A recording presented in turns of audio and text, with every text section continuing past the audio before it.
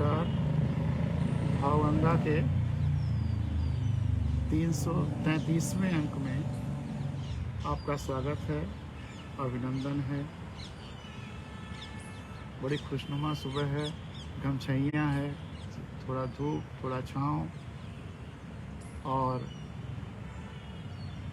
चिड़ियों की आवाज़ आ रही है खूब। कल के प्रोग्राम पर लोगों की बहुत अच्छी अच्छी प्रतिक्रियाएँ रहीं। एक दो प्रतिक्रियाएँ आपको सुनाता हूँ, उसके बाद आगे की चर्चा। A.K. राजा ने लिखा है, सटीक और सार्थक व्याख्यान है सर। R.D. तिवारी जी ने लिखा है,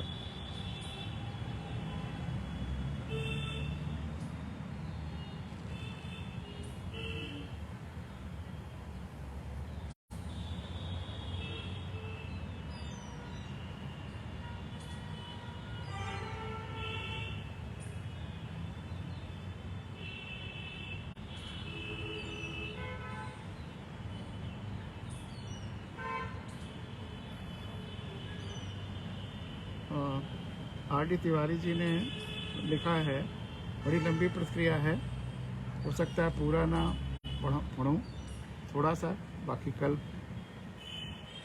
भावगंगा आशा, विश्वास, प्रेरणा और ऊर्जादायिनी है। सनातन की सुंदर व्याख्या सत्य की ओर मार्ग प्रशस्त करती है। बहुत सारे विचार मन में आ रहे हैं और कुछ तो परस्पर विरोधी भी हैं। दुष्ट अपने कुतर्क को तर्क का जामा पहनाने में प्रवीण होता है। उसकी भाषा और आशय से सतर्क रहना है। विष पिलाना है तो छद्म वेश धारण करने वालों की कमी नहीं है। ट्रेन में लिखा रहता है, अनजाने के द्वारा दिया हुआ ना खाएं। ऐसा नहीं हो कि उसमें विष मिला हो। हमेशा सतर्क रहें। बाकी उत्पत्ति, उदय और प्रलय प्रकृति का नियम है। अतः जो कुछ हो रहा है उसे एक प्रक्रिया मानकर अपने कर्तव्य पर दृढ़ रहें। कर्तव्य पर दृढ़ रहना यही महत्व है। और कर्तव्य का निर्धारण हम तभी सही कर पाएंगे कि जब आँखें और मन, मस्तिष्क सब खुला हो और संपूर्णता से जुड़ाव हो रहा हो। अगर संपूर्णता से जुड़ाव है तो हम कभी कोई फैसला गलत कर ही नहीं सकते। भावगंगा को नमन, मार्ग प्रशस्त रहेगा। तो इतना अंश आज सुनाते हैं, बाकी कुछ अंग्रेजी में लिखा है, कुछ और है, वो फिर कभी सुनाएंगे।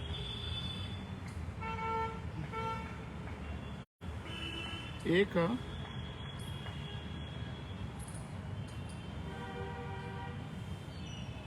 डॉक्टर अरविंद प्रबोध मिश्र प्रोफेसर हैं संस्कृत के, उन्होंने लिखा है, सनातन की बड़ी सटीक सार्थक व्याख्या।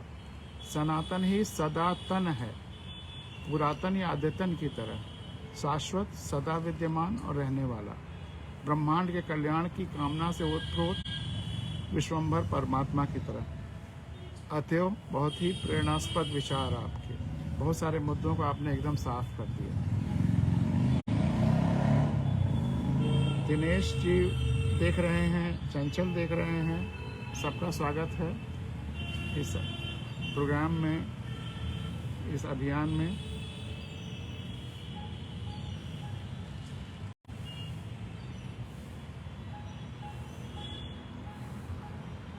एक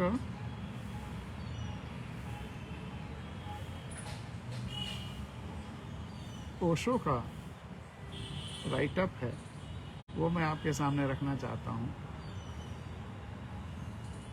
ओशो से मैं पूरी तरह सहमत नहीं हूँ, लेकिन बहुत ज़्यादा तार्किक और अंधविश्वासों से परे हट करके सोचते हैं, इसलिए बहुधा वो एकदम नए नए गवाक्ष खोलते हैं, नए नए सोचने के नज़रिए देते हैं। लेकिन उनके नज़रिए में कई जगह विरोधाभास भी आता है और संपूर्णता से जुड़ाव का भाव नहीं है। उनमें कुछ नया पेश कर देने की ज़्यादा ललक है, पुराने को खंडित करने की कुछ ज़्यादा ललक है। नया चमत्कृत करने की ज़्यादा ललक है, ऐसी भाषा में पेश कर देने की ललक है, लेकिन संपूर्ण ब्रह्मांड से जुड़ाव महसूस करते हुए बोलने की वो बात नहीं है।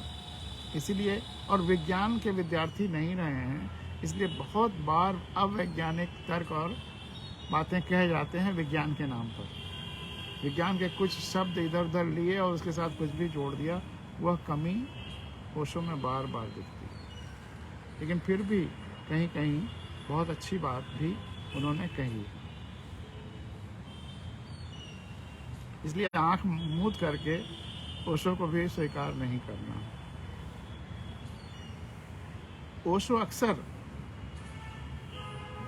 उनकी जो सबसे बड़ी कमी है, ओशो अक्सर कहते थे लोगों को कि हमारे आश्रम में आ जाओ, सबको छोड़ करके हमारे पास आ जाओ।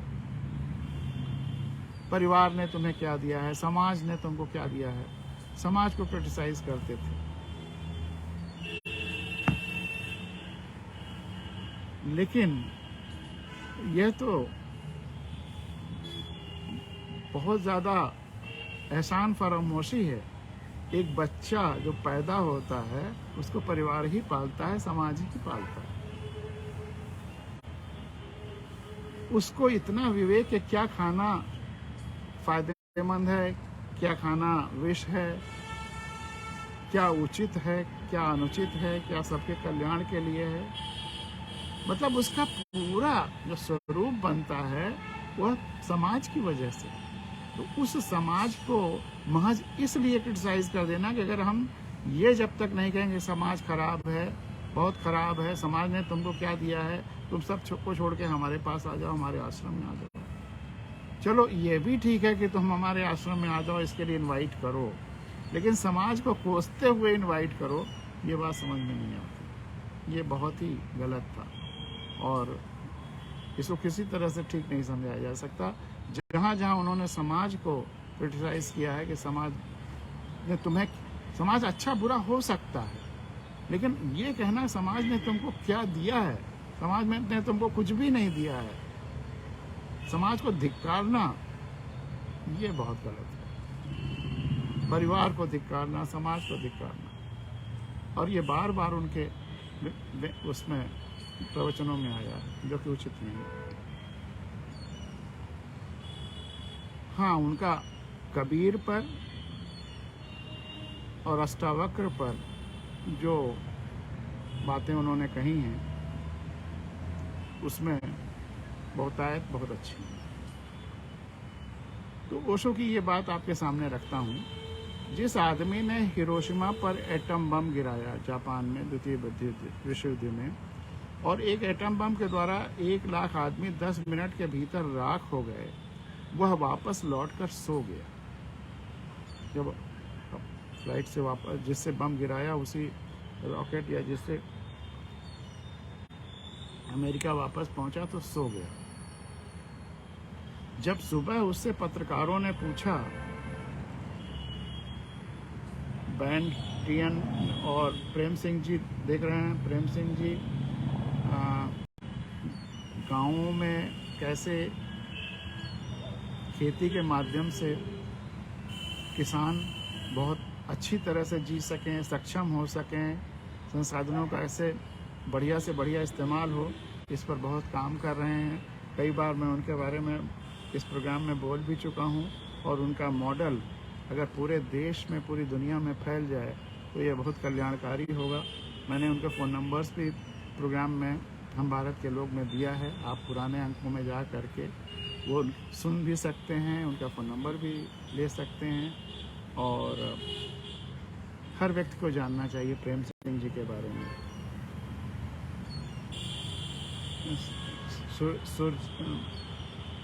SN जीत सिंह जी हैं सामने, प्रेम सिंह जी हम सबको अभिवादन कर रहे हैं, कह रहे हैं प्रणाम सर। प्रेम सिंह जी, आपकी याद हमेशा आती रहती है और आपका मॉडल पूरे देश में, पूरे दुनिया में लोग जान जाएं, अपने आप उस पर अमल करने लगेंगे, बहुत अच्छी बात है। वनिता जी हैं, सबका स्वागत है इस प्रोग्राम में। आप लोगों की वजह से ये प्रोग्राम अनवरत चल रहा है, और घर की तमाम व्यस्तताओं की वजह से नवंबर तक व्यस्तता है, सारा काम दरकिनार करके भी बहुत लोगों का बार बार फ़ोन आ रहा था कि नहीं प्रोग्राम चलते रहना चाहिए। तो मैंने कहा कि अगर रोज़ नहीं तो अल्टरनेट डे प्रोग्राम चलाते रहेंगे। एक तरह से एक जुड़ाव की अनूठी प्रक्रिया है जिसमें सब लोग एक दूसरे को शक्ति देते हैं। तो जब सुबह उससे पत्रकारों ने पूछा कि तुम रात सो सके, उसने कहा क्यों, खूब गहरी नींद सोया। क्यों, खूब गहरी नींद सोया। आज्ञा पूरी कर दी, बात खत्म हो गई, काम पूरा हो गया। इससे मेरा लेना देना ही क्या है कि कितने लोग मरे कि नहीं। यह तो जिन्होंने पॉलिसी बनाई वे जाने, मेरा क्या।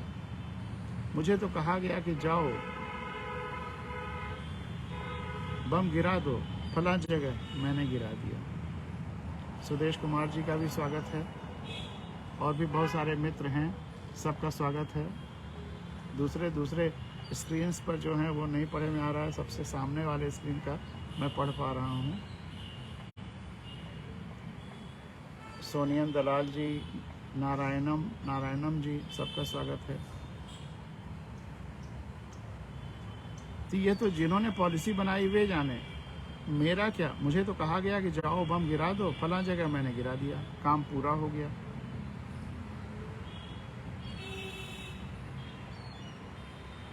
मैं निश्चिंत भाव से आकर सो गया। अब 1,00,000 आदमी मर जाएं तुम्हारे हाथ से गिराए बम से और तुम्हें रात में नींद आ जाए। थोड़ा सोचो मतलब क्या हुआ। 1,00,000 आदमी राख हो गए। इनमें से तुम किसी को नहीं जानते, किसी ने तुम्हारा कुछ नहीं बिगाड़ा, तुमसे किसी का कोई झगड़ा नहीं। इनमें छोटे बच्चे थे, अभी दूध पीते थे, जिन्होंने किसी का बिगाड़ना भी चाहो तो बिगाड़ नहीं सकते थे। इनमें गर्भ में पल रहे बच्चे थे, माँ के गर्भ में, अभी पैदा भी न हुए थे। उन्होंने तो कैसे किसी का क्या बिगाड़ा होगा। एक छोटी बच्ची अपना होमवर्क करके सीढ़ियाँ चढ़ रही थी, कर ऊपर जा रही थी, वो वहीं की वहीं राख होकर चिपट गई दीवार से। उसका बस्ता, उसकी किताबें सब राख होकर चिपट गए। 1,00,000 आदमी राख हो गए और ये आदमी कहता है मैं सो सका रात में मजे से, जिसकी वजह से 1,00,000 आदमी राख हो गए। यह सैनिक है। सैनिक का मतलब इतना कि वह आज्ञा का पालन करे। दुनिया में आज्ञा पालन करने वालों के कारण जितना नुकसान हुआ है, आज्ञा न पालन करने वालों के कारण नहीं हुआ। आज्ञा देने वालों में भी विवेक होना चाहिए और आज्ञा पालन में भी विवेक होना चाहिए। अगर सैनिक युद्ध कर रहा है तो जो सेना हमारे दुश्मन है उससे युद्ध करे। जो लोग लड़ने के लिए आए हैं वहाँ तक तो ठीक है, लेकिन बम जाकर के गिरा देना और उन लोगों पर, उनमें बहुत सारे हो सकता है युद्ध के विरोधी रहे हों, शांति के समर्थक रहे हों, चाहते हों कि धरती पर युद्ध ना हो, और वो बेचारे निरीह बच्चे। तो इसलिए एटम बम गिराना, ओशो ने तो ये बात कही है, लेकिन मैं दूसरी बात जो बार बार कहता हूँ उसको भी ध्यान में रखिए कि हमारी धरती माँ बीमार है और धरती केवल मनुष्यों की नहीं, जीव जंतु वनस्पतियों सबकी माँ है। इसको मैं रोज चाहता हूँ कि कहूँ आपसे। यह ऐसी बात है जिसको बिल्कुल दिल दिमाग में भर लेने की है और चारों तरफ फैला देने की है, धरती के हर व्यक्ति तक, कि धरती केवल मनुष्यों की नहीं, सारी जीव जंतु वनस्पतियों की माँ है। और पिछले 100 साल के हमारे कुकर्मों, चाहे वो अति दोहन हो, चाहे वो पर्यावरण प्रदूषण हो, चाहे लड़ाइयाँ और बम हों, इनकी वजह से धरती का टेम्परेचर 4 डिग्री बढ़ गया है। यानी कि हमारी धरती माँ को बुखार है, और बुखार के साथ साथ हमने इतना पानी निकाल लिया है, पानी धरती का खून है जो धरती के अंदर का पानी है, इतना दोहन किया है कि वाटर टेबल, अब प्रेम जी से ज़्यादा कौन अच्छा बताएगा, वाटर टेबल कितना नीचे चला गया, जो कभी 15-20 फीट पूर्वांचल में हुआ करता था, और प्रेम सिंह जी के उस तरफ के इलाके में भी काफ़ी कितना नीचे चला गया हो गया, अब 40-50 फीट नीचे चला गया। और यही हाल पूरी दुनिया का है। ये धरती का डिहाइड्रेशन है। हमने धरती को 4 डिग्री बुखार करवा दिया है धरती माँ को, और धरती माँ डिहाइड्रेटेड है। 100 साल में हमने धरती को इतना बीमार कर दिया है कि उसको बुखार है और डिहाइड्रेशन है। अगर ऐसे ही हम और 40-50 साल दोहन करते रहे तो धरती वेंटिलेटर पे चली जाएगी, और हमारी जो माँ है, जो उसके मरने के बाद भले हम कितना याद करें, श्रद्धा रखें, लेकिन हम जिंदा रहते हैं। और धरती माँ जिस दिन ख़त्म हो गई उसमें हम सब खत्म हो जाएंगे।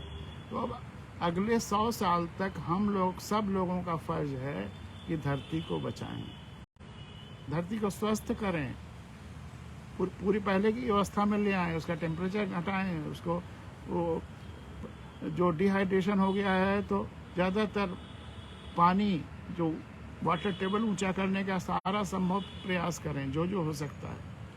और सबसे बड़ी बात कि हम समझते हैं कि हम लड़ाइयों में अपने दुश्मनों पर बम गिरा रहे हैं,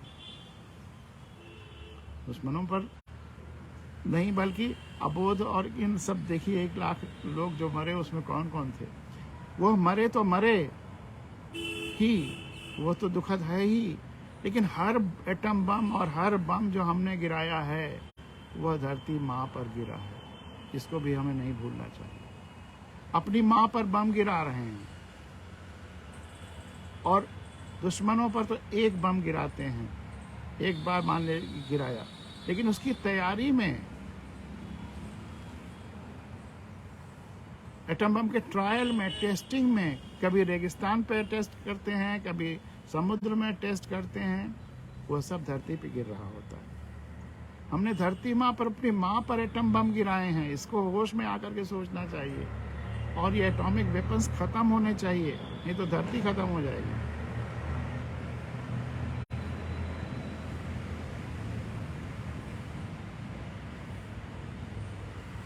तो इसलिए इसको गहराई में सोचना होगा।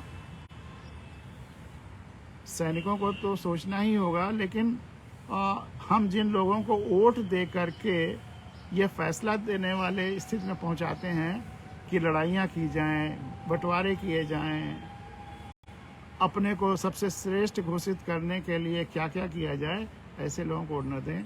अब लोकतंत्र में जो सेवा कर रहा है, और अपने गांव की, अपने शहर की, अपने देश के साथ साथ धरती की भी सेवा करे। हमारे संविधान में भी लिखा हुआ है कि हमें अपने देश की सुख समृद्धि शांति के साथ साथ पूरी धरती के सुख समृद्धि और शांति के लिए कोशिश करनी है। पर्यावरण की, प्रकृति की, धरती को बचाने की कोशिश करनी है। ये हमारे संविधान में लिखा हुआ है, लेकिन संविधान लोगों को बताया पढ़ाया ही नहीं गया। हर व्यक्ति को संविधान जानना चाहिए, मस्ट है। और भारत के संविधान में पहला मूल कर्तव्य, यानी कि पहला कानून इस देश का है कि भारत के हर नागरिक को संविधान का पालन करना है और उसके आदर्शों, राष्ट्रध्वज, राष्ट्रगान का आदर करना है। पालन और आदर के लिए जानना ज़रूरी है। इसीलिए पिछले अपने तमाम सारे काम इवन पोस्टपोन करते हुए, छोड़ते हुए ज़रूरी काम भी 9.5 साल से 9 साल से संविधान का पूरे देश में प्रचार प्रसार कर रहे हैं। एक आदमी जितना कर सकता है उससे कई गुना ज़्यादा ये काम मैंने किया है और कर रहा हूँ अनवरत। लेकिन आशा है 4-5 साल में इसका रिजल्ट आएगा। इसी पर मैंने एक छोटे छोटे एलिमेंट्स, बिना ज़्यादा संसाधन के भी परिवर्तन ला सकते हैं अगर उनमें वो चमक है तो। और चमक कैसे आती है? जिसको संपूर्ण ब्रह्मांड से जुड़ाव है और जो किसी का बुरा नहीं चाहता, कोई जिसका स्वार्थ नहीं है, वही चमक है। मैंने पूरे अपने सर्विस के दौरान जहाँ जहाँ रहा ऐसे चमक वाले जुगनुओं को ढूंढने की कोशिश की है, और फिर मेरा वो शेर बना, जुगनुओं को मिलजुल कर, ढूंढ जोड़कर सूरज बनाना है। हर हाल में इस देश, धरा और लोकतंत्र को जगमगाना है। अभी कल ही हमारे इंटरमीडिएट के क्लासमेट मिहिर रॉय चौधरी, जो कि गोरखपुर यूनिवर्सिटी में फिज़िक्स के प्रोफेसर और फिर कंप्यूटर साइंस उन्होंने वहाँ शुरू किया, उसके हेड हुए, उन्होंने इसी जुगनू पर छोटा सा कमेंट लिख के भेजा। रात में मेरी बड़ी देर तक उनसे बात हुई, उस कमेंट को भी आपके सामने रखूँगा इसके बाद।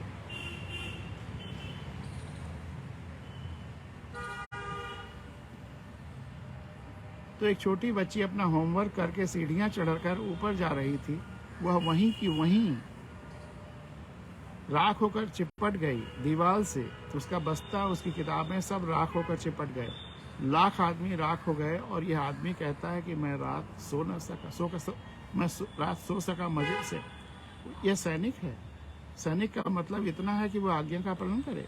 दुनिया में आज्ञा पालन करने वालों के कारण जितना नुकसान हुआ है, आज्ञा न पालन करने वालों के कारण नहीं हुआ। इस पर विस्तार से चर्चा अलग से हो सकती है।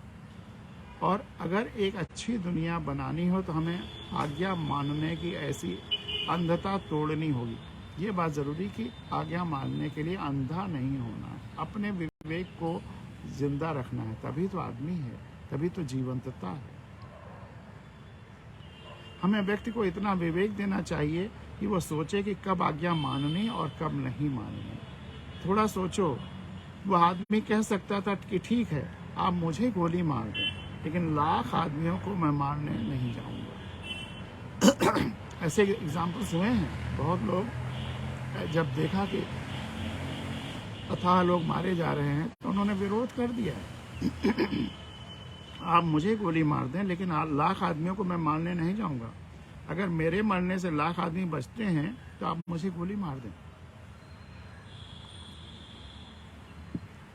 थोड़ा सोचो, आखिर ये विश्व युद्ध किसके, हिटलर और मुसोलिनी और इन जैसे तानाशाहों की वजह से हुआ, जिनको अपने शक्ति की इतनी लालसा, सर्वश्रेष्ठ होने की इतनी लालसा, सर्वश्रेष्ठ तो विज्ञान के तमाम अन्य क्षेत्रों में, अच्छाई के क्षेत्रों में होना चाहिए कि बुराई के क्षेत्रों में सर्वश्रेष्ठ होना। और तानाशाहों ने कितनी तबाही बरपी है इस धरती पर, ये सब आप जानते ही हैं, इतिहास है। आप मुझे गोली मार दें, लेकिन लाख आदमियों को मैं मारने नहीं जाऊंगा। अगर मेरे मरने से लाख आदमी बचते हैं तो आप मुझे गोली मार दें। थोड़ा सोचो कि जिस सैनिक को भी कहा जाता है कि हिरोशिमा पर बम गिराओ, एटम, वो कह देता मुझे गोली मार दें, मैं तैयार हूं, मैं अगर गिराने नहीं जाता, दुनिया में एक क्रांति हो जाती। क्या आदमी ने इतना बल खो दिया है, विचार की इतनी क्षमता खो दी है। मगर इसी के लिए कवायद करवानी पड़ती है ताकि धीरे धीरे धीरे धीरे विचार की क्षमता खो जाए। बहुत सारे देशों में, बहुत सारे समाज में और तमाम सारे धर्म गुरु कोशिश यही करते हैं कि विचार करने की क्षमता खत्म कर दें, बस अंधभक्ति पैदा हो जाए। चाहे राजनीति और धर्म दोनों ये काम बहुत बखूबी करने की लगातार कोशिश करते हैं।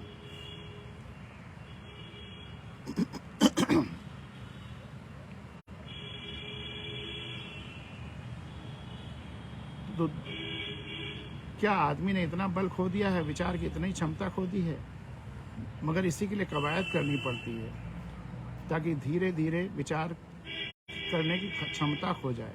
सैनिक और सन्यासी दो छोर हैं। सन्यासी का सामान्य अर्थ में यहाँ प्रयोग नहीं कर रहे हैं ओशो, और करना भी नहीं चाहिए। जो भी एक खास कलर का वस्त्र धारण करके और घर छोड़ करके चल दे, वह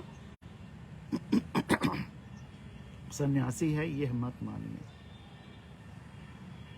अगर सन्यासी समझना है तो वही जो संपूर्ण ब्रह्मांड को से जुड़ाव महसूस करे और गिरह उजार एक समलेखों, जो कबीर सहज समाधि भली में कहते हैं।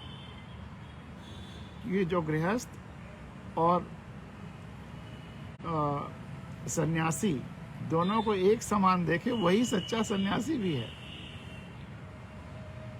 और जो भेद करता है, जिसमें श्रेष्ठता का भाव आ गया कि मैं बहुत सर्वश्रेष्ठ हूँ, समाज छोड़ के मैंने बहुत बड़ा काम कर दिया है, वह भी सन्यासी नहीं। संन्यास्त है, जो भी है उसके पोजीशन में या उसके संपर्क में या जो भी है, उसको वह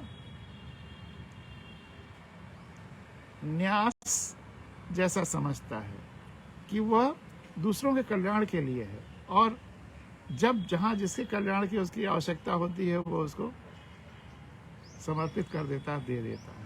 संन्यास, वह अपने शक्तियों को भी, शरीर को भी, संपत्तियों को भी, पोजीशंस को भी, सबको एक न्यास समझता है, ट्रस्ट समझता है, और सबके कल्याण के लिए उसका इस्तेमाल कर लेता है। उसमें अहंकार नहीं, शून्य होता है, अहंकार नहीं होता। जो कुछ है सब समष्टि का है, मैं उसका अंग हूँ। संपूर्ण ब्रह्मांड एक विराट जीवन शरीर है और मैं उसका अंग हूँ।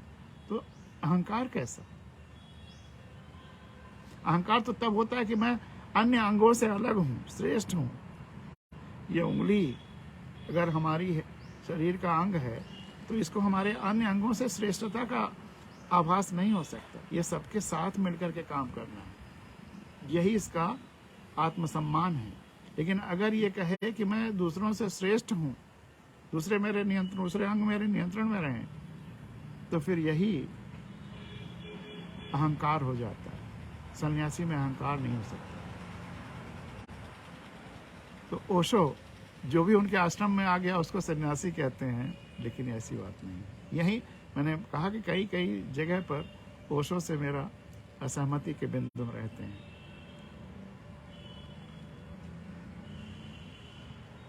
लेकिन सन्यासी जो जिस अर्थ में मैं इस्तेमाल कर रहा हूँ, जो बात वो कह रहे हैं उसी अर्थ के लोगों के लिए है।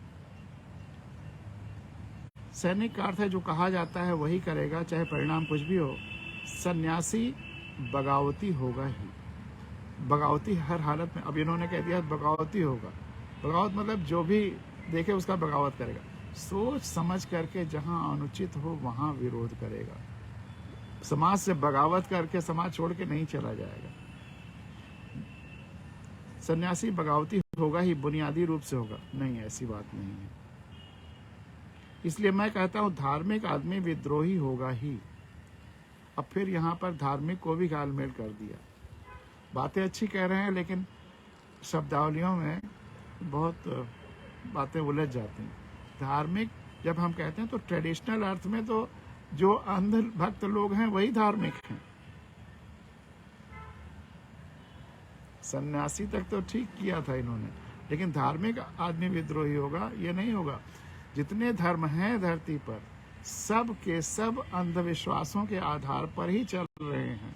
अपनी आंखें बंद करके, उनकी आंखें कहीं किसी ग्रंथ में चली गई, अपनी आंखों से कुछ और देखते हैं और उनके धर्म ग्रंथों में कुछ और लिखा है, तो धर्म ग्रंथों में जो लिखा वही मानते हैं, अपनी आंखों पर विश्वास नहीं करते, आंखें बंद कर लेते हैं।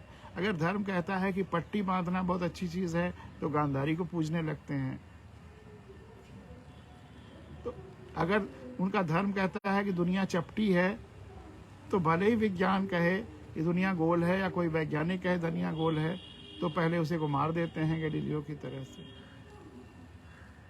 अगर धर्म कहता है कि इंद्र तुम्हारे राजा हैं और वह देवताओं का राजा गौतम ऋषि की पत्नी के साथ बलात्कार करता है, और गौतम ऋषि को जब पता चलता है तो वह इंद्र को श्राप नहीं देते कि तुम देवता के राजा नहीं रहोगे या भस्म हो जाओ, वो बेचारी या पत्थर के हो जाओ, वो बेचारी अहिल्या को, अपनी पत्नी को जो पीड़िता है उसको श्राप दे देते तुम पत्थर की हो जाओ।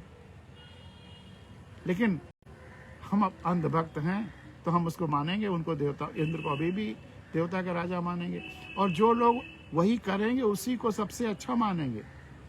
जो धर्मगुरु या राजनीतिक, महान राजनीतिक बलात्कार करेंगे, यौन अपराध करेंगे या लूटमार करेंगे, उनको तो श्रेष्ठ मानेंगे, उनके पीछे पीछे चलेंगे, और जो पीड़िताएं होंगी उन्हीं को सजा देंगे, उन्हीं को पथराया जाएगा, उन्हीं को कारागार में डालने की कोशिश होगी, उन्हीं के अगेंस्ट FIR होगा, उन्हीं को कंडेम किया जाएगा।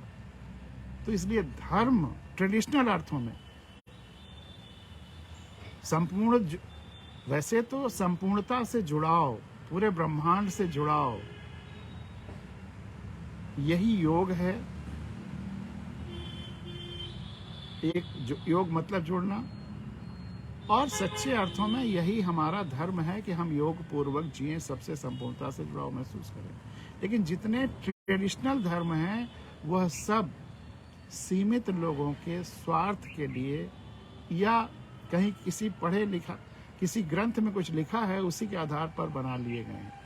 तमाम ग्रंथों में अच्छी बात भी हो सकती है, धर्मों में भी अच्छी बात हो सकती है।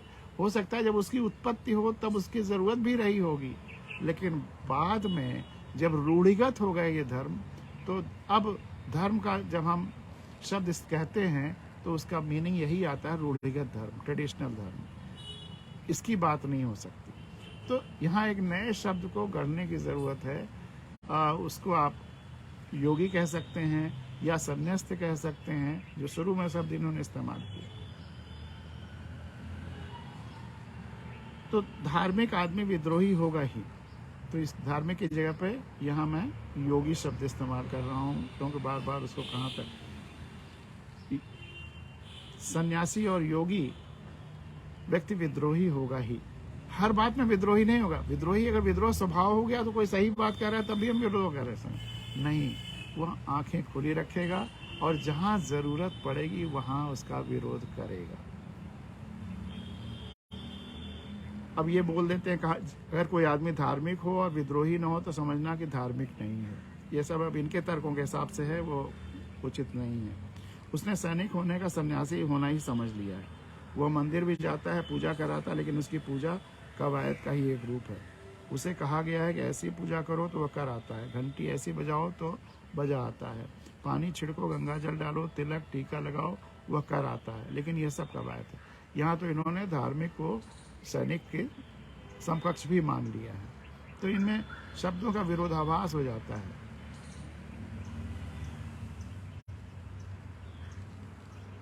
यह आदमी धार्मिक नहीं है, क्योंकि धार्मिक आदमी तो अब उन्होंने जो लोग कर रहे हैं, जो धार्मिक को अब कह रहे हैं, वो धार्मिक नहीं है।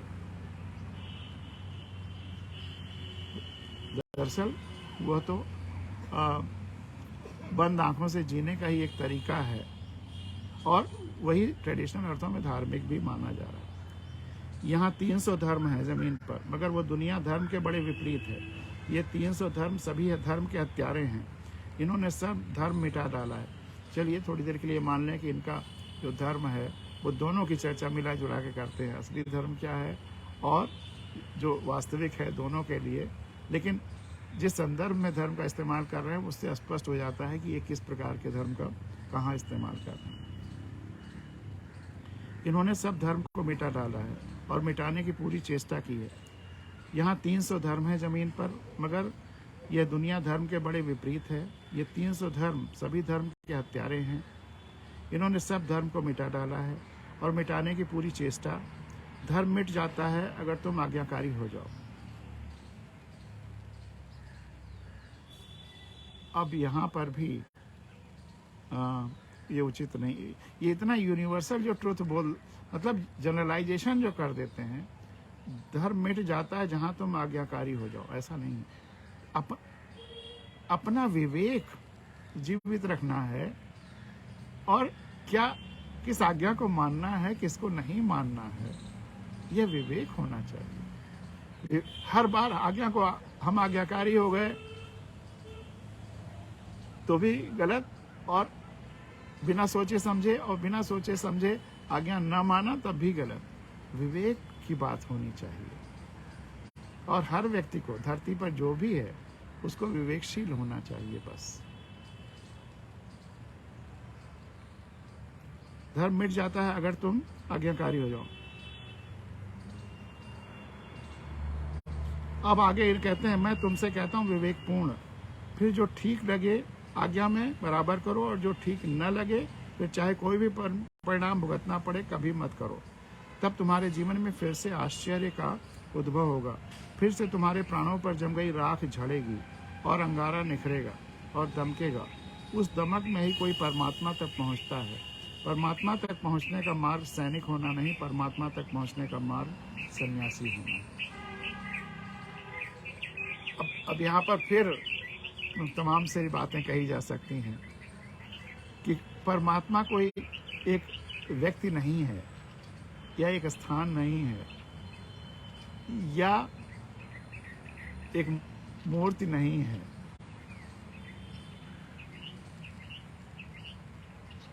संपूर्ण ब्रह्मांड एक विराट जीवन शरीर है और हम उसके जीवंत अंग हैं। उस एग्जिस्टेंस को, संपूर्णता को आप चाहे परमात्मा कह लीजिए, चाहे एग्जिस्टेंस कह लीजिए, और हम उसके जीवंत अंग हैं। कण कण में वही व्याप्त है कि वो संपूर्ण ब्रह्मांड एक विराट जीवन शरीर है और हम सब उसके जीवंत अंग हैं। तो हमको परमात्मा तक पहुंचना नहीं है, हम उसे पाए हुए हैं। हम ही हैं, हम ब्रह्मांड में। हम बस एहसास कर लें कि हम उसके अंग हैं, तो हम पाए ही हुए हैं, हम परमात्मा ही हैं। लेकिन ये उंगली गिरीश ही है, तो हम परमात्मा हैं, आप परमात्मा हैं। लेकिन आपका इसका अहंकार नहीं होना चाहिए कि आप ईश्वर हैं। जहाँ किसी ने अपने के ईश्वरत की घोषणा की, वहाँ अहंकार आ गया और वो गिर गया, वो दूर हो गया।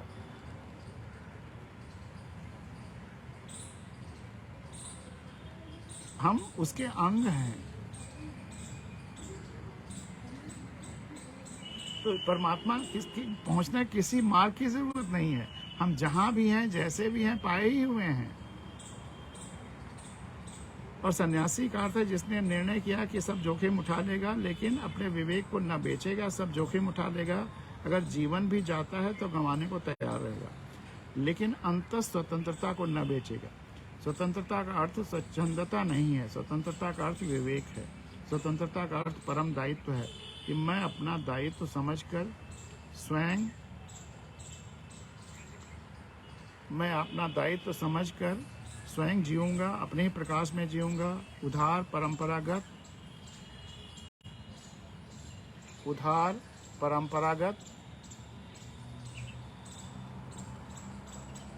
लकीर का फकीर होकर नहीं, क्योंकि दुनिया की स्थितियां बदलती रहती हैं और लकीरें नहीं बदलती।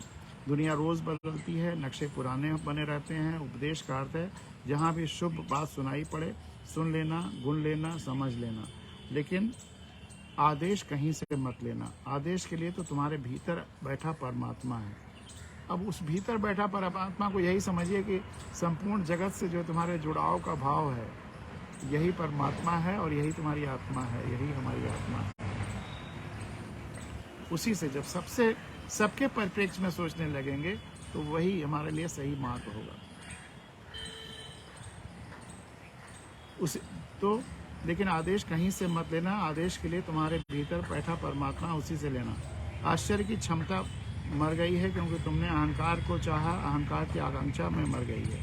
अगर तुम चाहते हो आश्चर्य फिर से जागे तो अहंकार की चट्टानों को हटाओ, बहेगा झरना आश्चर्य का, और वह आश्चर्य तुम्हें ताज़ा कर जाएगा, कुंवारा कर जाएगा, नया कर जाएगा। फिर से तुम देखोगे दुनिया को जैसा कि देखना चाहिए। ये हरे वृक्ष एक और ही ढंग से हरे हो जाएंगे, ये गुलाब के फूल किसी और ढंग से गुलाबी हो जाएंगे। ये जगत बड़ा सुंदर है, लेकिन तुम्हारी आंखों का आश्चर्य खो गया है। तुम्हारी आंखों पर पत्थर जम गए हैं। यह जगत अपूर्व है क्योंकि प्रभु मौजूद है यहाँ। यह प्रभु से व्याप्त है। अब वही बात वहाँ आ गए कि यह प्रभु से व्याप्त है। लाली मेरे लाल की जित देखूं तित लाल, लाली देखन मैं चली मैं भी हो गई लाल। कबीर। यहाँ पत्थर पत्थर में परमात्मा छिपा है। छिपा है कि ये वही है, इसलिए कोई पत्थर पत्थर नहीं है। वहाँ सिर्फ कोहिनूर ही कोहिनूर है। हर पत्थर से उसी का नूर प्रकट हो रहा है, उसी की रोशनी है। अगर तुम्हारे पास आश्चर्य की आँख चाहिए, इसीलिए तो जीसस ने कहा है धन्य हैं वे जो छोटे बच्चों की भांति हैं, क्योंकि वे ही प्रभु के राज्य में प्रवेश पा सकेंगे। अब यहाँ भी ज़रूरत नहीं है ये कहने की, सब तो प्रभु के अंश और अंग ही हैं और प्रभु का कोई अलग राज्य नहीं है, क्योंकि वही प्रभु के राज्य में। लेकिन भाव यह बच्चों जैसे हो जाओ, बच्चों जैसे सहज हो जाओ। बच्चे सुनाई सुनाई बात पर नहीं विश्वास करते, वो अपने अनुभव से सीखने की कोशिश करते हैं। आप देखिए 2-3 साल के बच्चों को कितने तरह की चेष्टाएं हैं। आप कुछ कहिए फिर भी दूसरे तरह से भी करके दे डालेंगे। अनुभव करके सीखते हैं। लेकिन हम उन बड़े लोग उनको डायरेक्ट करते हैं कि नहीं हमारी आज्ञा मानो, जैसा मैं कहता हूँ वैसा करो, बिना सोचे समझे एक्सपेरिमेंट किए सीख लो। इसीलिए हमारी बात कम मानते हैं बच्चे। लेकिन अगर अपने एक्सपेरिमेंट से सीखेंगे तो हमेशा के लिए वो रजिस्टर हो जाएगा और हमेशा के लिए वो मानेंगे। धन्य है वे जो छोटे बच्चे की भांति हैं कि वे ही मेरे प्रभु के राज्य में प्रवेश पा सकेंगे। यहाँ वे आश्चर्य के संबंध में ही इंगित कर रहे हैं। तो ये सब ओशो का एक राइटअप था, तो मैंने आपके सामने रखा। इससे कई बातें और आई, सहमति और असहमत के बिंदु भी ओशो से आए। ऊपर ये मतलब ये बातें विचारणीय हैं, चिंतन के बिंदु देती हैं, और फिर आगे हम लोग चर्चा करते रहेंगे। और अंत में मैंने कहा था कि वो चर्चा करेंगे 2-4 मिनट।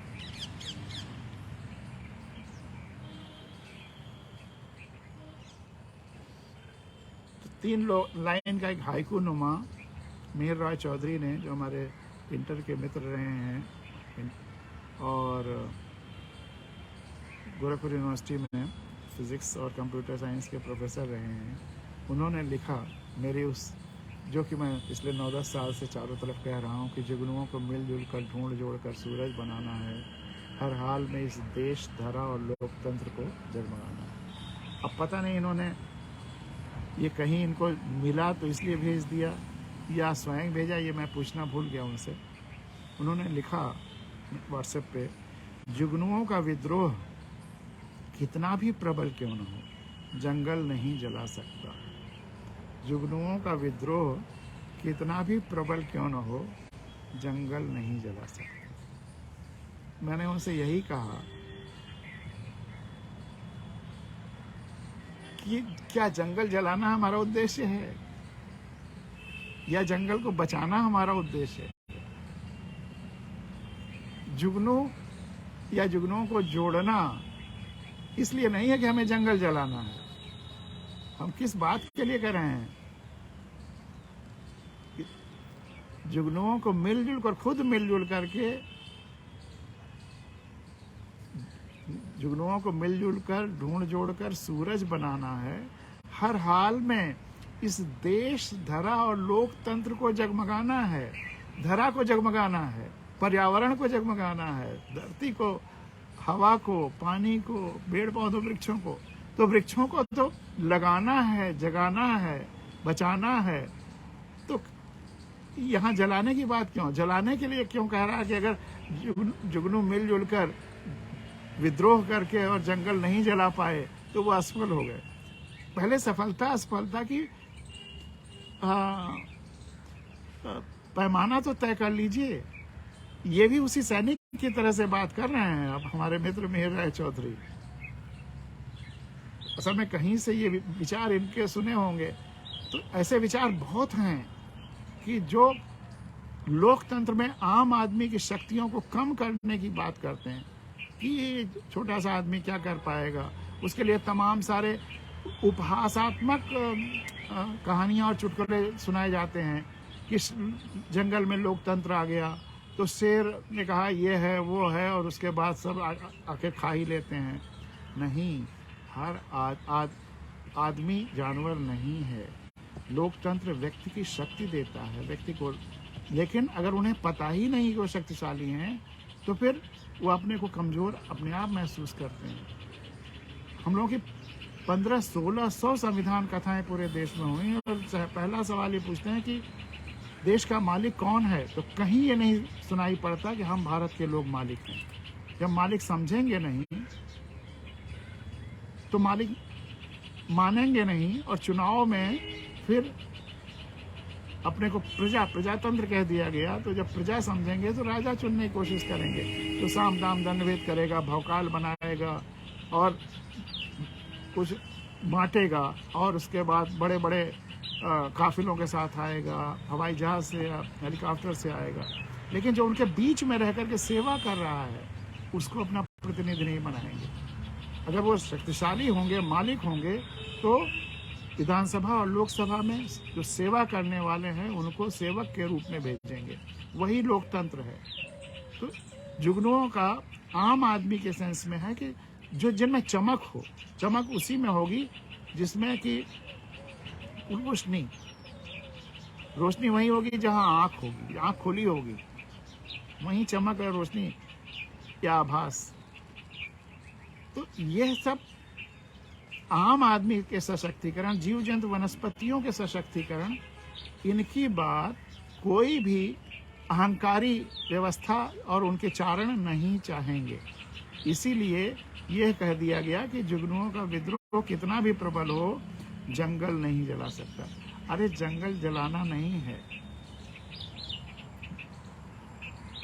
बस सबको जुगनू बन जाना, जुगनुओं को मिलजुल कर ढूंढ जोड़ कर, मतलब थोड़ा तुम में स्पार्क आ जाए, रोशनी आ जाए अंदर बाहर, थोड़ी सी, इतने की अगला कदम दिख जाए, इतनी की आंख से तुम देख सको कि ये कौन है, ये सांप है कि लकड़ी है, बस इतना, आंख खुल जाए, सुनी सुनाई बातों पर विश्वास खत्म हो जाए, पढ़ी पढ़ाई बातों पर विश्वास न रहे, जो आंख से दिख रहा है घटना वो उस पर विश्वास करो। किसी किताब में कुछ भी लिखा हो उस पर विश्वास मत करो, जो तुमने देखा अपनी आंखों से घटते हुए होते हुए उस पर विश्वास करो। उतनी चमक, उतनी जुगनुआहट तुम में आ जाए और पूरी धरती में हर आदमी जुगनू बन करके, उतनी स्पार्क, उस सेंस में जुगनू है।